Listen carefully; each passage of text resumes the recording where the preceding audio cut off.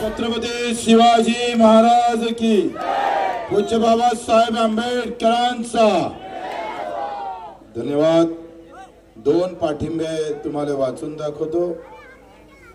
आदिवासी गोंड गवारी युवा शक्ती संघ महाराष्ट्र यांनी महाराष्ट्रात सगळ्याकडे बहिष्कार टाकला, पण दिनेश भोवलेच फक्त एकट्याले पाठिंबा यांनी दिलेला आहे। दुसरे आमच्या अचलपूरच्या नगरीमध्ये जो साडी समाज आहे, जीवेश्वर साडी समाज यांनी सुद्धा आज सगळ्या लोकांची बैठक घेऊन त्यांनी सुद्धा दिनेश भाऊ यांना पाठिंबा दिलेला आहे। मित्र, या स्टेजवर सगळ्या 18 पगड जातीचे लोक आहेत। मला सांगता येणार नाही किती जातीचे लोक कोण कोण बसले असं।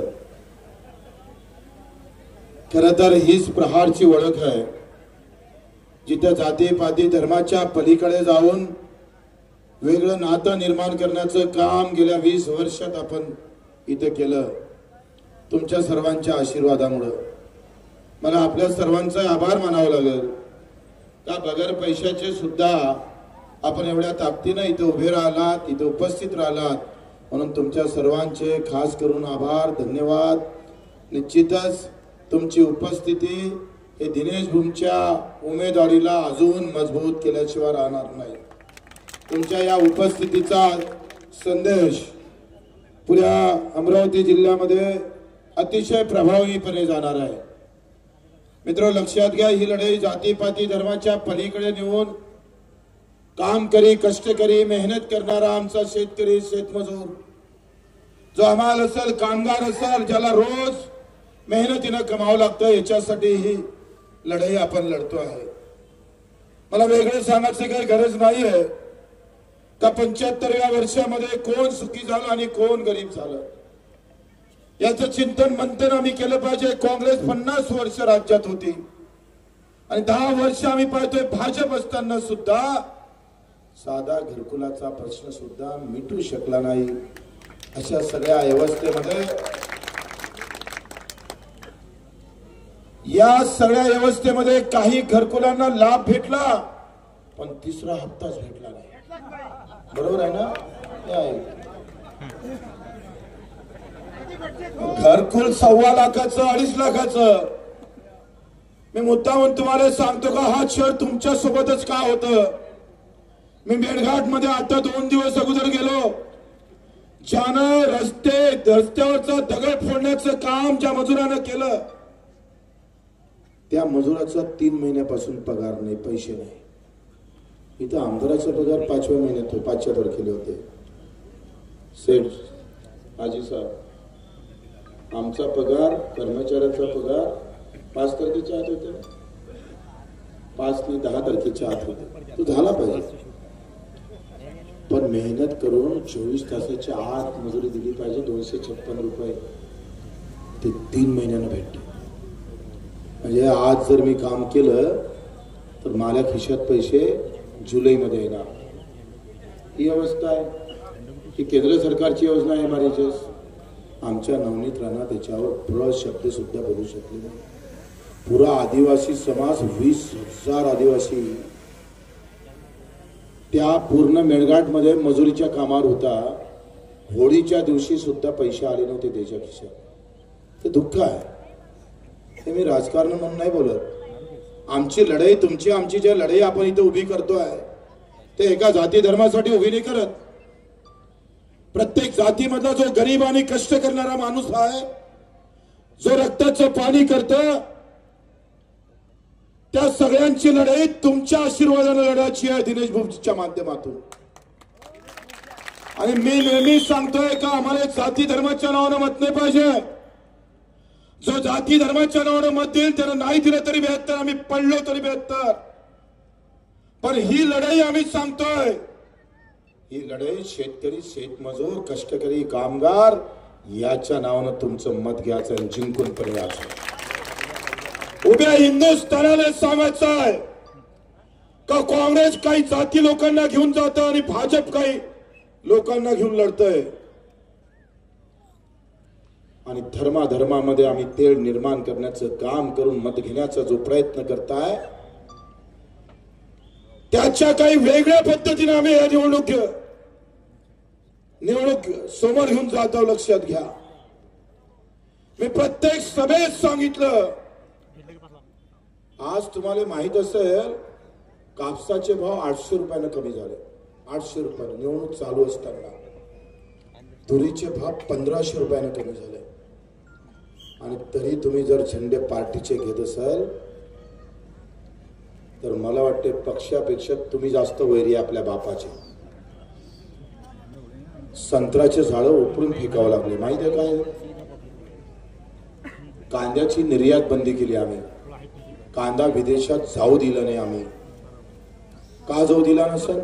इंदिरा गांधीच्या काळात कांद्याचे भाव वाढल्याबरोबर तेव्हा निर्यात बंदी केली, तेव्हा काँग्रेसचं सरकार होतं. सरकार आलटून पलटून गेलं पण ते शेतकऱ्यासाठी कधीच उभं राहिलं नाही. मित्र, कांद्याची निर्यात बंदी केल्याबरोबर बांगलादेशानं 1 किलोच्या संत्रा माग 84 रुपये आयकर लावले. 84 रुपये. इथं संत्रा उत्पादक शेतकरी असेल 84 रुपये. म्हणजे आमच्या संत्र्याचे भाव जर 2000 असेल तर 4000 भेटले असते. 4000 रुपये. आमची ना खासदार काही बोलले नाही.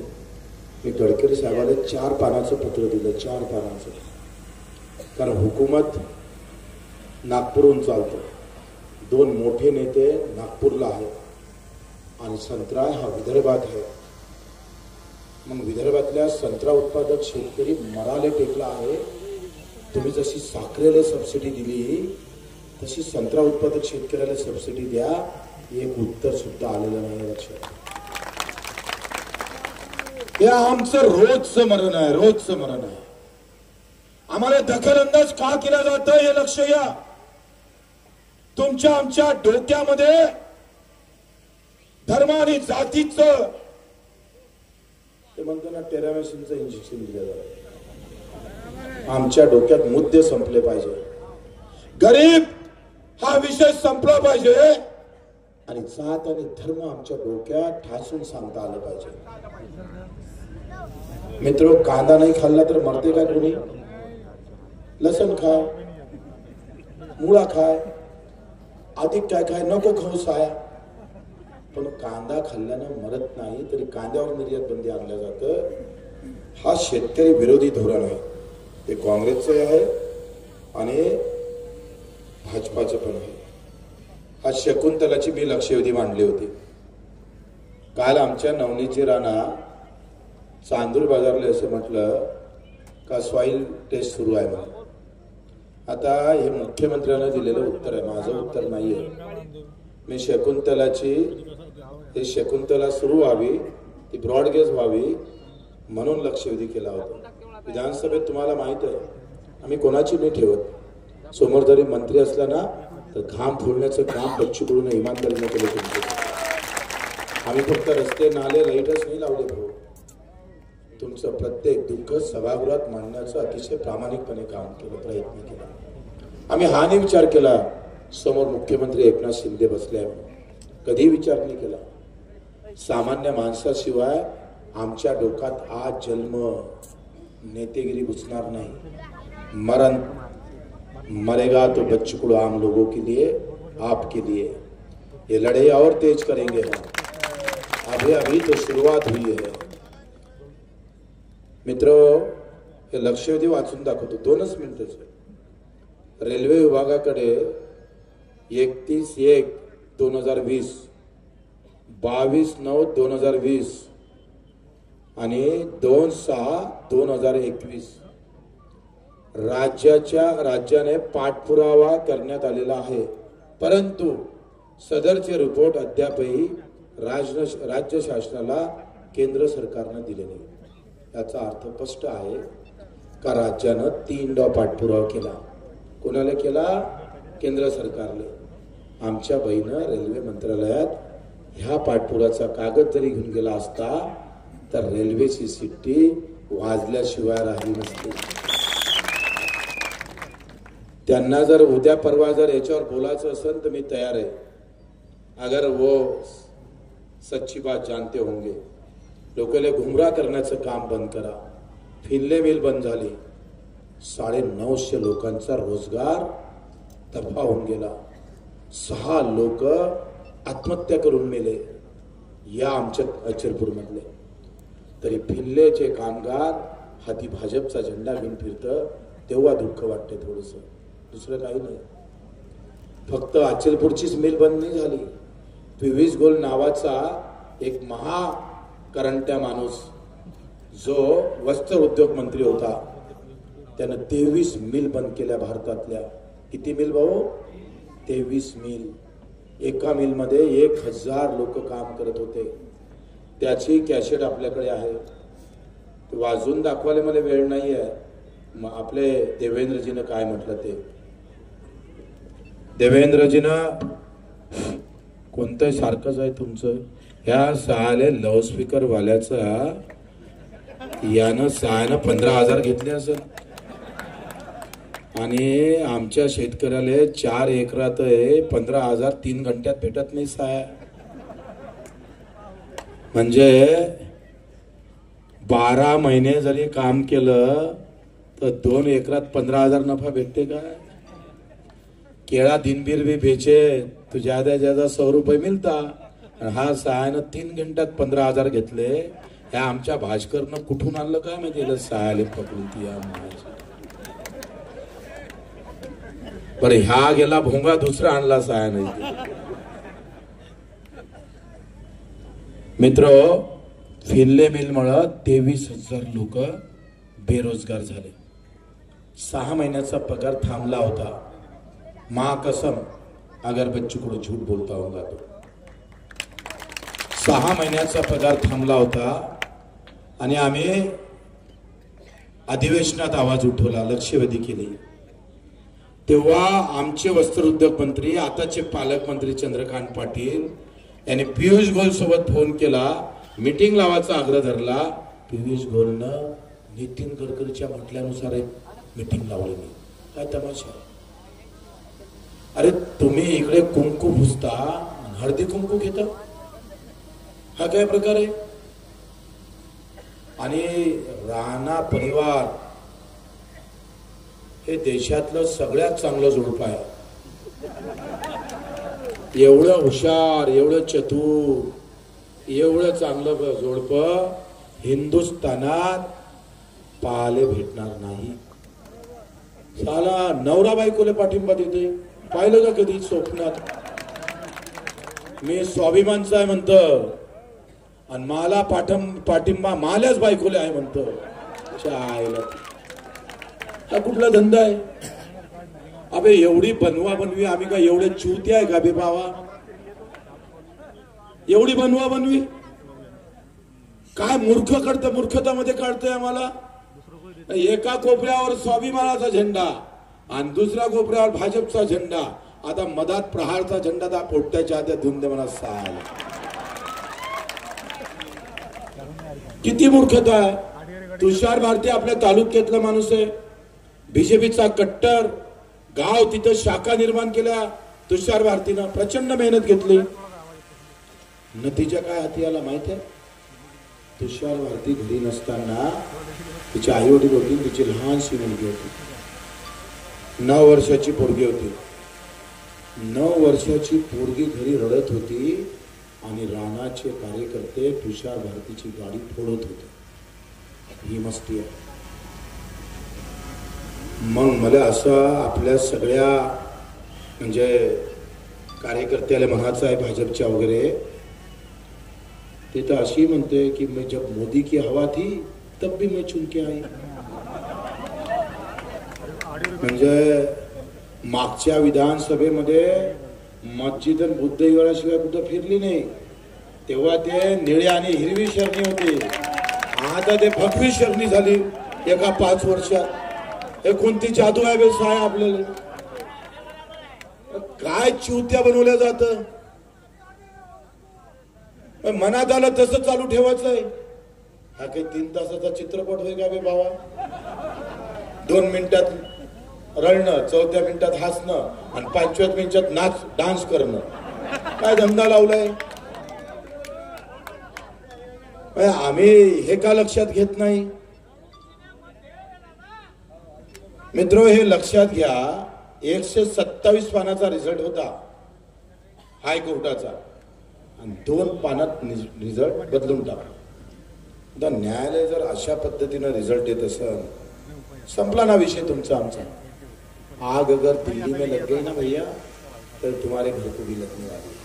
आज तुषार भरतीच्या घरावर मारलं, उद्या तुमच्या पण घरावर मारणार. परतवाड्याच्या व्यापाऱ्याला ईडीची नोटीस आली, नाव नाही सांगत, फक्त तो महागाडीत बसला म्हणून. मला पहिले वाटत जा बा मोठ्या मोठ्या ठेमॅटिक लोकांना ईडीची नोटीस येते.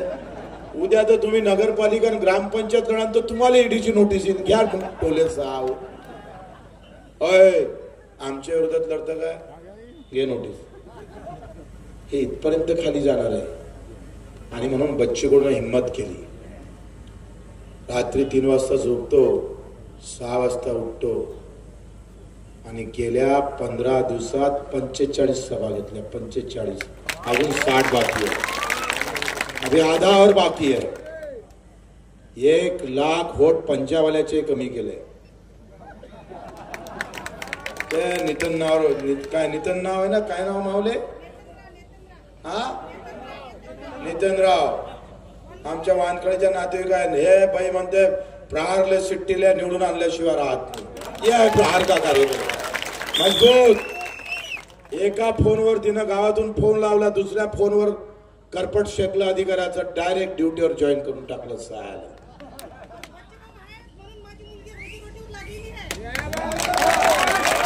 प्रश्न जाती धर्माचा पंथाचा नाही है, जो हमारे काम का है, हम उसके काम के रहना चाहिए. विकासात कमी पडलो का आपण? हे नदीवरून तिकडून रस्ता निघून कोणा स्वप्न तरी पाहिलं होतं का? बाबा पाहिलं होतं का स्वप्न? हे नच सांगतो ना भाऊ, हे पुढच्या दिवाळीनंतर वाराणसीची नस सुद्धा फेल करून एवढी सुंदर बनवतो. देखने आएंगे इनके लोग. 200 बेडचं हॉस्पिटल उभं केलं आपण. 200 बेडचं कामात जर सांगतो म्हटलं तर अंजनगावची सभा रद्द होईल. सांगायला भरपूर आहे शेरेकर साहेब. तुम्ही गांधी पुलावरचं मैदान एवढं चांगलं सुंदर होईल वाटलं होतं कधी? वाघामाताचं दर्गाचं आपण पाहिलं. आम्ही सगळ्या धर्माला सोबत घेऊन चाललोय. असं नाही केलं कधी बच्ची बोलता तू त्या जातीचा आहे, या जातीचा. हा ज्या जिथं दुःख आहे ना भाऊ, तिथं नातं निर्माण केलं आहे. जातीपातीत नातं नाही पाहिलं बच्ची बोलून. 20 वर्षामध्ये जातीतून नातं निर्माण केलं नाही. जिथं दुःख आहे, वेदना आहे, तिथं नातं निर्माण करण्याचं काम केलं. 1 लाख लोकांच्या शस्त्रक्रिया आतापर्यंत झाल्या. आणि तुम्ही सुदैवी आहे, अभिमान बाळगा तुम्ही का हा जिल्ह्याचा खासदार, त्याचं नेतृत्व मेळघाट आणि अचलपूर करतं. हे तुमच्यासाठी अभिमानाची गोष्ट आहे. उद्या भाजप आली तर भारतीय जनता पार्टीचा उमेदवार जिंकून आला असं म्हणाल. काँग्रेस आली तर काँग्रेसच्या पार्टीचा उमेदवार निवडून आला असं म्हणाल. पण दिनेश जर भूब आला तर अमरावतीकर जिंकले असं म्हणाल. आम्ही जिंकलो असं म्हणाल. ही खासदारकीची लढाई तुम्ही आमच्या हाती द्या. पुढच्या 6 महिन्यात 25 आमदार बच्चू तुमच्या अचलपूरच्या हातात द्या. 25 आमदार. बारामती का विकास क्यों हुआ? वहां राजनीति ताकत मजबूत है. राजकीय दबाव असल्याशिवाय विकासाची कडी उघडत नाही. बारामतीकर राज्याचं राजकारण करतं. उद्या बारामतीला मागे टाकून अचलपूरकर राज्याचं राजकारण कराल हे तुम्हाला शक्तीने सांगतोय. आपल्या सर्वांनी या सगळ्या गोष्टीचं चिंतन मंथन करा अशी विनंती करतो आणि 2 शब्द संपवतो.